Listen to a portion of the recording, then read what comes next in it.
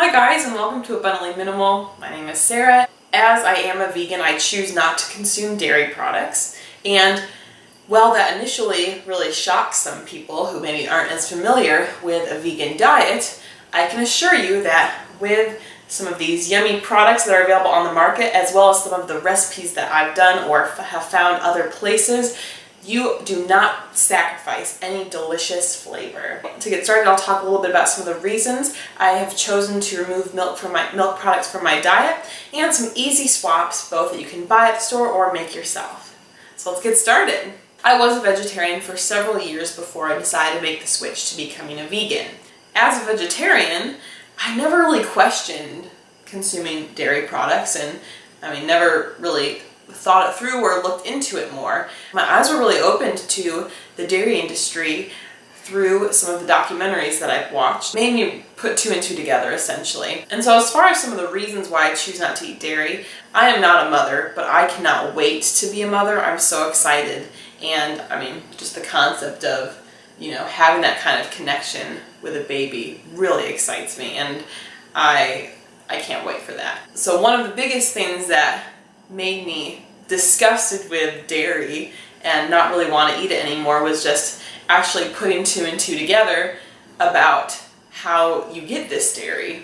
The dairy industry's done a really good job in marketing milk as, farmer goes out in his beautiful green pasture and, milks the cow, and you get the milk and you make lots of delicious things with it. But when you really think about it, cows are mammals, just like humans. And how does a human produce milk? You have to be pregnant and give birth. And so I realized that all of the dairy products is from a response of, that cow's body when she's pregnant. So unfortunately for the cows, to have a constant supply of milk, there's a device used that's actually known as the rape rack, which will artificially inseminate the cow, and then she will give birth.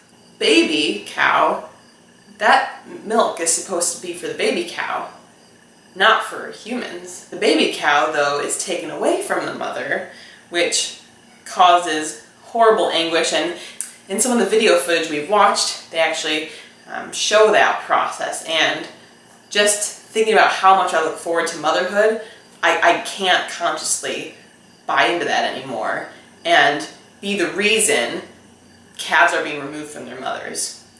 From a health impact too, you can tell we're not supposed to be drinking milk.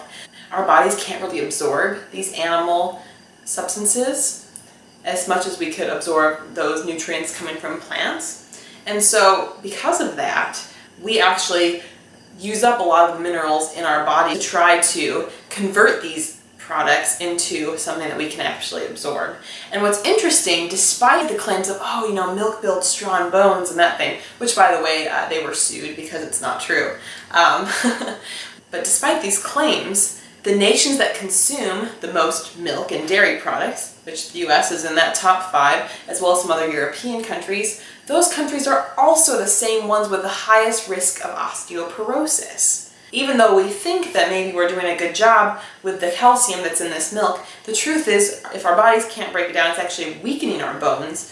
Why would we, be continuing to do this? Even if you look at our obesity epidemic, milk is designed to fatten up that calf to a full-grown cow. We're talking hundreds of pounds of weight gain. Humans, we're not supposed to really bulk up that much or that fast. And so we can even link some of the dairy consumption to obesity and being over an excess weight gain.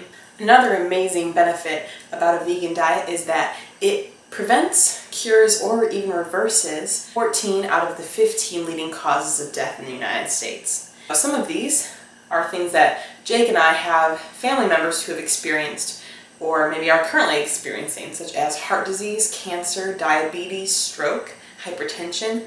All of these can be prevented, cured, or reversed by a plant-based diet or a vegan diet. So removing dairy from your diet can have such a huge impact. And even for me, it's been about 1.5 years, like I've said, where I've switched over. And compared to the moment I switched over, when I was just a vegetarian, until now, I have lost 25 pounds. And not that anyone wants to hear this, but I haven't really had to try to do that. I definitely don't exercise nearly the way I should. Tops, we're looking at maybe once a week, so I need to get better on that. So that's even without really exercising, and I still definitely indulge in treats. I mean, we came back from a road trip where I had so many delicious vegan donuts. So it is, you know, that just shows what kind of an impact it can have on our diets and everyday well-being. So these are just a couple reasons why I personally choose not to consume dairy products anymore. But let's get into trying to remove dairy products from your diet. Can be a challenge. Dairy products, since the milk is intended for that baby calf, there are addictive properties in the milk. And so those addictive properties do affect humans and can be really difficult for us to break off from. I remember the very first week that I had made my vegan switch, I was craving dairy products, especially cheese, so badly. And it was like, as I was driving along, any place that had cheese products, like a pizza place or, you know, anything like that, I was just craving it so badly. Or like a cream sauce pasta. But eventually my body broke off that addiction, and when there were a couple cases kind of along the way, more so earlier in the process where I maybe accidentally consumed some dairy, it was actually pretty repulsive, even things that I might have celebrated and loved beforehand. So it's amazing how our taste buds do change. So my advice, if you are trying to give up dairy, go in baby steps if you need to help wean yourself off of it, and just know it does get easier. And now I don't even miss it. I would even say, in my own honest opinion, that what these products, both homemade and store-bought, do, like, they taste so much better than actual dairy ever did to me. Let's go ahead and get started and talk about some of these. I think the biggest thing to talk about with dairy is milk. So milk, very much in our society, in coffee drinks, and on cereal, in a lot of different places. Here's my recommendation with milk if you are making the switch. There are so many plant milks on the market these days. Soy milk, almond milk, cashew milk, oat milk, rice milk, hazelnut milk, the list goes on, hemp milk. The list goes on. There's so many different kinds available. It's really a great time to be investigating this, and 75% of people are lactose intolerant to some degree. That could be if you experience acne, bloating, gas, or constipation. These are all some symptoms of a lot of dairy use.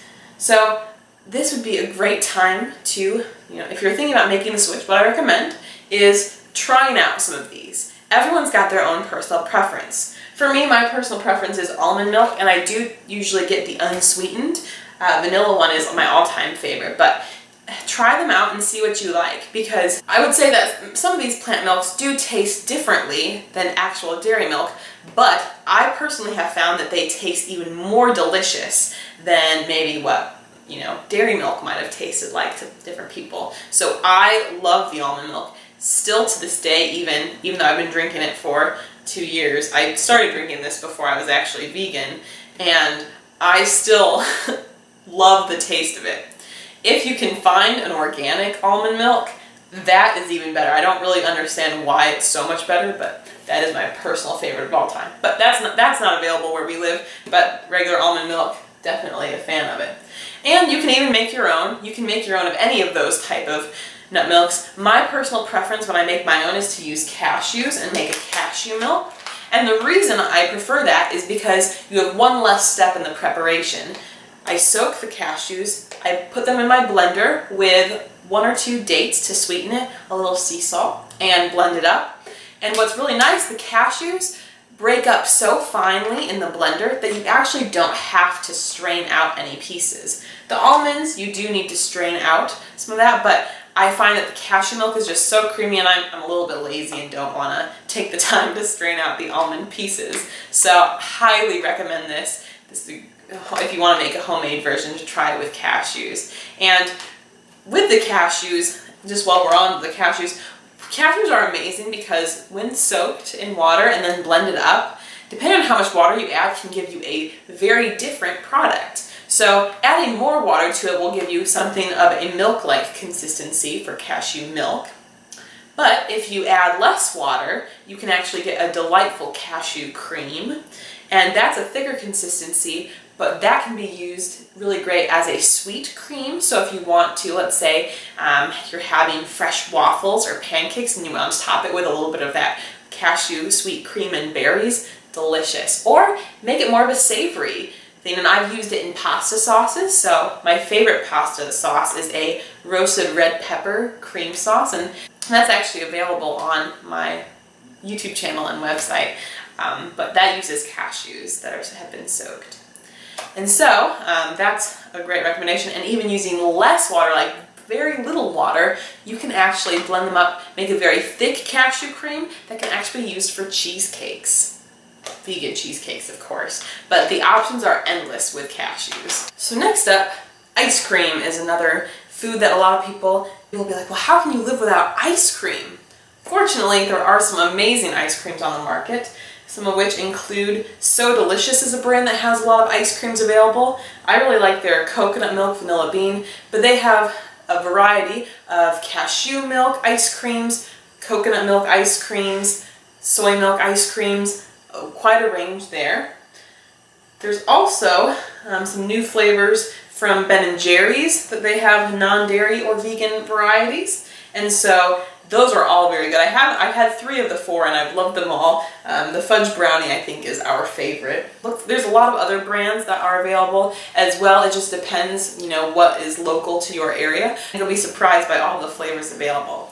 If you do wish to make your own ice cream, however, we've got a couple different options. If you do want something that's more traditional, like more traditional ice cream, like a dairy ice cream, very creamy, coconut milk is something that a lot of people use. When you are buying coconut milk, or this is actually a can of coconut cream, when you're buying that, I recommend, if you're in the aisle with coconut milk, shake the cans a little bit and try to find one that does not have like any shake to it, like you can't hear anything move inside the can. Those are going to be the best for giving you the maximum amount of creaminess in your ice cream. And you can look up for coconut milk ice cream recipes online. There's several good. But my personal favorite, and a very healthy alternative to ice cream, is something called nice cream, or maybe banana ice cream. So take bananas when they get really ripe, maybe even a little riper than this, and freeze them. I recommend peeling them and breaking them into smaller pieces first. But when blended up, either just by themselves or with a little other non-dairy milk, they make an incredibly delicious frozen treat. And it's kind of like a soft serve, or you can put it in the freezer to let it harden. But I love doing this. And even in just like a smoothie, it makes it extra creamy and sweet, and it's very delicious in milkshakes too. So I definitely have made my fair share of them. I'll put a couple pictures on the screen so you can see some of my milkshake creations, but the bananas are awesome, and this is something you're actually getting fruit instead of ice cream, so I mean, how awesome and healthy is that? The riper your bananas are will make it sweeter though. Next up, yogurt.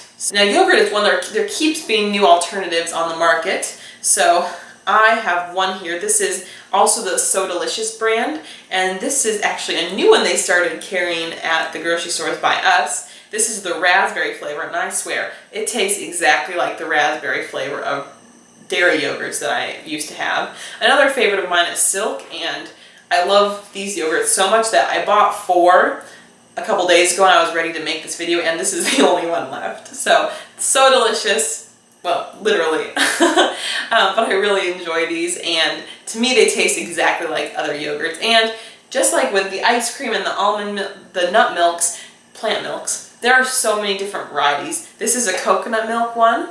The Silk brand is soy milk, and there's almond milk yogurts. Kite Hill is really good if you have that one by you. There's just a lot of different ones. So I recommend, again, trying them out. Maybe some you won't like. I think I've had 1 or 2 that I wasn't a huge fan of over my last 2 years, but the majority I've had are delightful. Next up, butter. For butter, this was actually kind of hiding in the back here, but Earth Balance is a popular brand, and this is actually just a similar version of the Aldi brand, and this one is a coconut spread. And these behave very much just like a butter would. There's even baking sticks available that you can use. But I also recommend, if you don't want to use like a butter alternative, depending on what you're making, there are great substitutions available. So you can even use mashed banana or applesauce to help replace some of the butter, or even just your olive oil or canola oil, coconut oil. Any of those oils can also work to replace butter. Now you might notice I do have the tofu out here. Like, wait, what would tofu be out here? But if you do get more silken tofu, or tofu that is softer and less firm, that can actually be really nicely blended up to make a variety of things. You can make salad dressings, or even purchase them. This is a Follow Your Heart brand vegan Caesar dressing. And you can also blend up, I've made it in chocolate cream pies before instead of cream. So that is also a very versatile ingredient to use instead of dairy products. So now we've talked a lot about different products with the exception of cheese. Now, as a disclaimer, I will say many types of cheese are not well veganized, I guess I should say, meaning that it's tough to get that same sort of creaminess and texture in some kinds of cheeses that are typically like made out of dairy. So there's a variety here. The easiest one that I think is a perfect job for replication is Parmesan cheese. So if you choose to buy a product, there's this Go Veggie product that is really delicious. But my preferred topping is to just blend, this time don't soak the cashews, but blend cashews with some nutritional yeast and maybe some sea salt and garlic powder. That creates an amazing Parmesan style topping that I love. As far as for the different cheeses on the market, there also aren't a lot of cheeses available where we live in rural Illinois, but I'm guessing by you maybe there are more options. One of the most popular chains is Daiya cheese, and so these I think take some getting used to. I really enjoy them now, but I think when I first tried it I was like, it doesn't taste exactly like cheddar at first, but these do melt really well, so I've had some yummy quesadillas with it. My all-time favorite vegan cheese that's on the market is Miyoko's cheese. I've only had it a few times, and it was on our road trip when we were traveling, since it's not available near us. It's more so on the west coast of the United States, but her cheese was outstanding. It was like a cashew cheese, but very clean. Follow Your Heart is a popular brand. My favorite slices, they're definitely processed and not very nutritious, but the Tofutti brand has some American style slices that are very good on a grilled cheese. Maybe it helps that American cheese isn't really even real cheese to make it seem similar to that product. And the nutritional yeast as a whole in dishes, it really adds a savory, cheesy flavor. So I add this in cream sauces that I'm making for pasta, any kind of dish that I want to add that additional flavor. So highly recommend nutritional yeast. Those are just a couple of my tips for ditching dairy and switching over to a more plant-based diet. Let me know if you have any questions or comments for me about my transition or any products that you really enjoy. Go ahead and subscribe so you never miss one of my videos related to either minimalism or food. Check out social media links below, and I'll see you guys next time. Thank you so much for watching. Bye!